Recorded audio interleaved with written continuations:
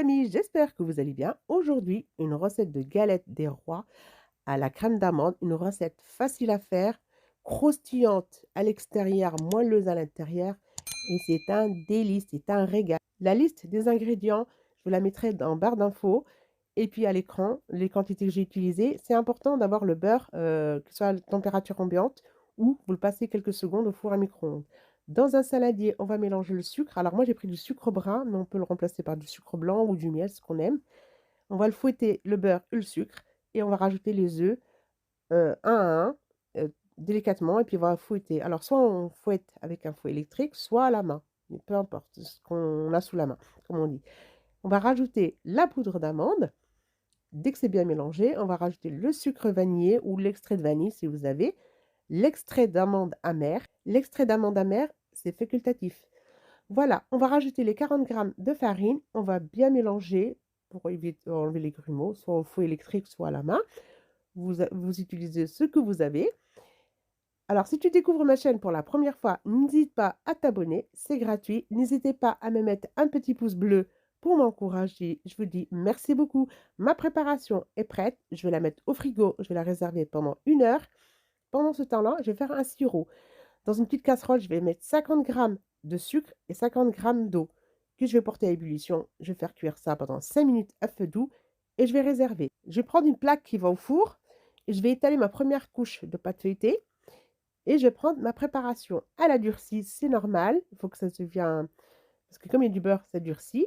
Alors, j'ai pris une maryse pour étaler, mais j'ai eu du mal. Du coup, j'ai préféré prendre une cuillère. C'est pour mieux étaler. J'étale partout. Je laisse à 1 cm, 1,5 cm du rebord à peu près.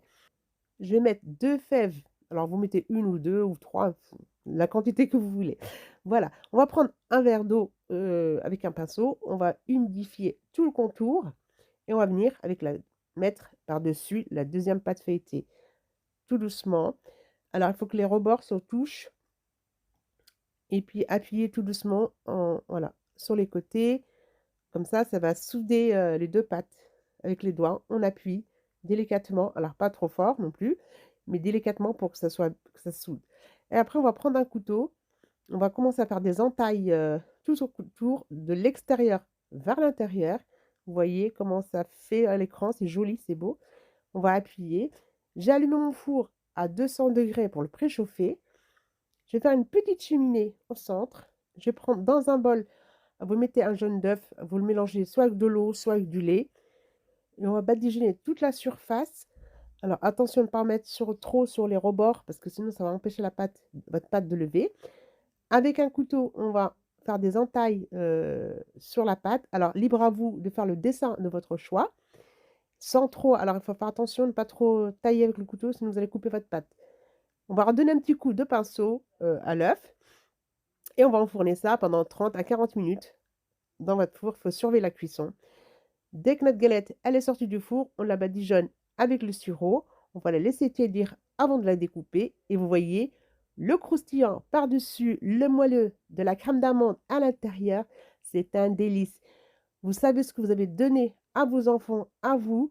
Une vraie galette maison, sans les produits chimiques, sans rien. Et je vous dis merci d'avoir regardé la vidéo et à bientôt.